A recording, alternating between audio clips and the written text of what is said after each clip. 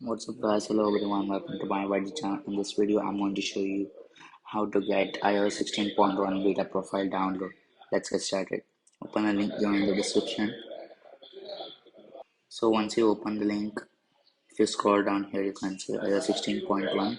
Click on install profile, then click on install. To install, click on allow. So open the settings and here you can see profile downloaded, just click on it. And here you can see the profile, click on install.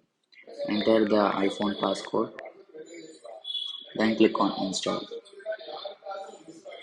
So after the installation you can restart or you can also just continue with it. This way you can easily install 16.1 developer beta profile. Thank you for watching. Have a good day.